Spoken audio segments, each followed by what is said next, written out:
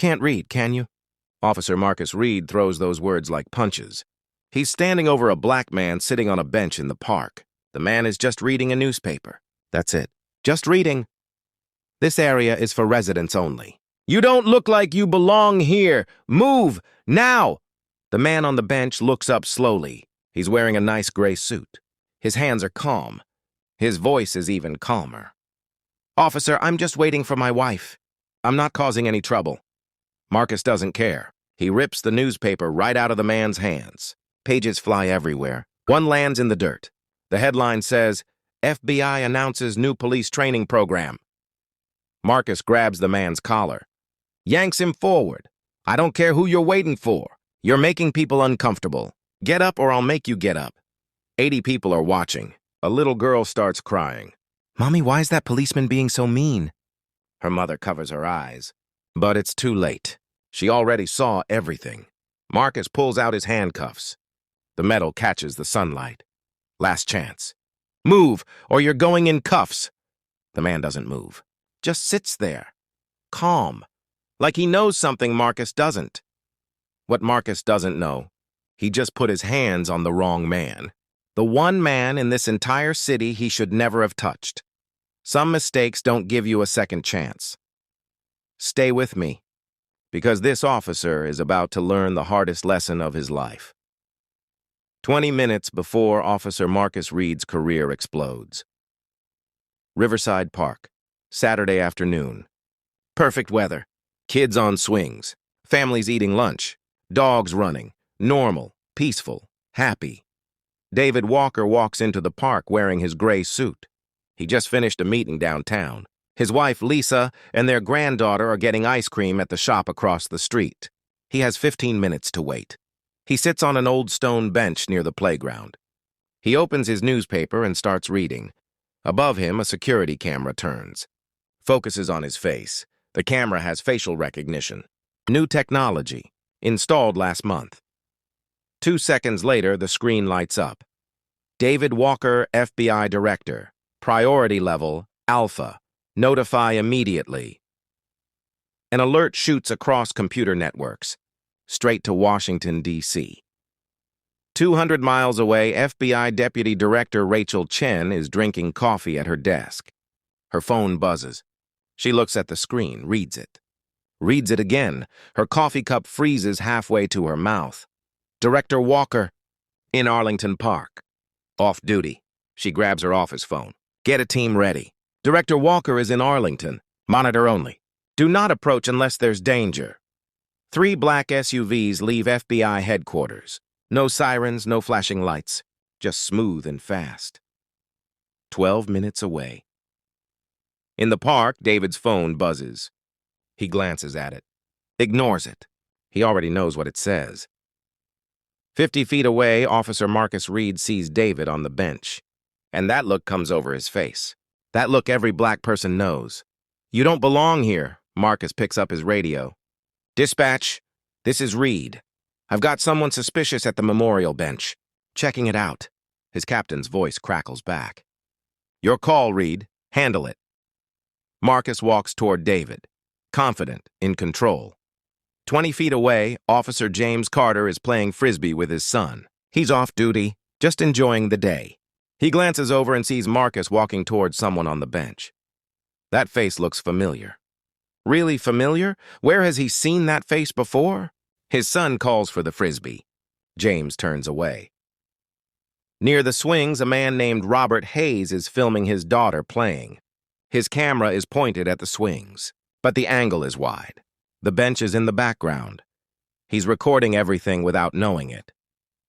Marcus stops in front of David. His shadow blocks the sun. You need to move, now. David looks up calmly. Officer, is there a problem? Marcus's hand drops to his handcuffs. Yeah, you're the problem. Escalation begins. Marcus doesn't waste time. He goes straight for the throat. This is a family park. You're making people uncomfortable. Move now! David keeps his voice calm, the way every black man learns to talk to police. Officer, I'm just waiting for my wife. I'm not bothering anyone. I don't care who you're waiting for. Marcus steps closer. Points at the bench. Can't you read?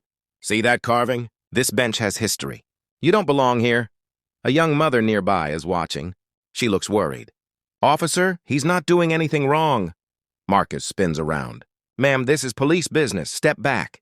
Unless you want to be part of this. She backs away. But her phone is already out. Recording. More people stop. Joggers, parents, everyone can feel it. This is about to get bad. Marcus turns back to David. Last warning. Get up, or I'll move you myself. David stands slowly. His hands are visible. Calm. Officer, I'm happy to move if... Marcus grabs the newspaper and rips it in half. Throws both pieces in David's face. Papers scatter everywhere. That headline about FBI training lands in the dirt. I'm not here for your explanations. People like you think you can sit anywhere. Not here. Not in my park. 80 people are watching now. This is the show Marcus is putting on. The little girl is crying harder now. Mommy, why is he so mean to that man? Her mother has tears in her eyes. I don't know, baby. I don't know. David raises his hands higher. Officer, I'm not resisting. Marcus shoves him, hard, both hands against David's chest. David stumbles backward, catches himself on the bench. The crowd gasps. Everyone knows the difference between police work and power abuse. Captain Roy Miller arrives. He's in his 50s, confident, protected. He's been covering for Marcus for years. What's the situation, Reed? Marcus doesn't hesitate. Subject refusing to comply. No ID, suspicious behavior. David tries one more time. Captain, I was simply sitting on a public bench. Roy looks at Marcus and nods. Cuff him. We'll sort it at the station. The crowd erupts. He didn't do anything. This is wrong. I'm recording this. Phones everywhere. 40 at least. All pointed. All recording. Marcus grabs David's arm. Yanks it behind his back. Hands behind your back, now. David's already complying. The handcuffs flash in the sun. Click, click. David's wrists turn red. The metal is too tight. Then Marcus does something the park will never forget. He puts his hand on David's head, shoves him down, forces him to his knees on the grass. David's knees hit the ground. Hard. Dirt stains his suit. Marcus plants his knee on David's back. Presses down. Should have moved when I told you. 20 feet away, Officer James Carter freezes. His son is calling for the frisbee. But James is staring at the man on the ground. He knows that face. It's important. Really important. But he can't remember from where. His son tugs his arm. James forces himself to look away. Near the swings, Robert Hayes is still filming his daughter. He has no idea his camera is catching everything at the bench. Perfect angle, perfect lighting, every single detail. A silver BMW slows down on the street. City Councilman Frank Torres looks out, sees the cops and the man in handcuffs. He rolls down his window. Officers, everything under control? Roy straightens up. Yes, sir, Councilman. Just routine trespassing. Frank looks at David on the ground. Something flickers in his eyes. Recognition, maybe, but he pushes it down. Good work. Keep our park safe. Window up. He drives away. Marcus hauls David to his feet, walks him toward the patrol car. The crowd parts. Still recording. The little girl breaks free from her mother. Runs forward. Mommy, is that man bad? Her mother kneels down, tears streaming. No, baby, he's not bad. He's not bad at all. Marcus shoves David toward the car. Roy follows behind. They reach the patrol car. Marcus opens the back door, puts his hand on David's head, shoves down hard. David's head hits the door frame. Thud. Watch your head, buddy. Marcus smirks. The door slams. Metal and glass. David sits in the back seat, handcuffed, perfectly calm, like he expected all of this. Roy climbs in the passenger seat. Marcus gets behind the wheel. The engine starts. In the crowd, a woman is calling a lawyer. A man is texting journalists. Officer James Carter is walking to his car with his son. Then he stops dead. He just remembered. 7 years ago. FBI Assistant Director David Walker, the man who saved his career, now in the back of Marcus's car, in handcuffs. "Oh my God," James whispers. His hand goes to his pocket. The body camera he carries off duty, even on weekends. Just in case, he turns it on, points it at the patrol car, records everything. Inside the car, Marcus glances in the rearview mirror. "Comfortable back there? Not used to riding in police cars, are you?" David doesn't answer, just stares ahead. Breathing steady, Roy shifts in his seat. "Did you get any ID off him?" "Nothing," Marcus says. "No wallet. No phone, nothing. Suspicious as hell." What they don't know. David's phone is in his vest pocket. He felt Marcus check it. Marcus missed it. David chose not to mention it. Waiting. Marcus pulls onto the road. "Keys his radio? Dispatch, this is Reed, one in custody, heading to the station. Trespassing, disorderly conduct, resisting arrest."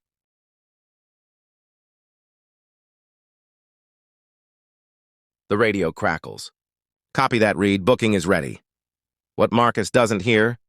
The slight hesitation in the dispatcher's voice. The confusion. Because 3 minutes ago, she got a strange call. Someone claiming to be from the FBI, asking about a director Walker. She thought it was a prank. Hung up. Now she's not so sure. The patrol car drives away from the park. Away from the witnesses. Away from the cameras. But the evidence is already spreading. Already uploaded. Already going viral. 14 minutes left until everything explodes. Marcus Reed has no idea his career just ended in that park. Has no idea that federal vehicles are already racing toward Arlington. Has no idea that the man in his back seat is about to destroy everything he's ever worked for. He's still smiling when he pulls into the station parking lot. Still smiling when he opens the back door and yanks David out. Still smiling when he walks him through the front entrance, past the booking desk. Past officers who glance up and see nothing unusual. Just another arrest. Just another day. Except it's not. What happens when they run David's fingerprints? Will Marcus and Roy realize their mistake before it's too late? Or will they make it even worse? Part 2 coming soon. Don't miss what happens when the FBI walks through that door.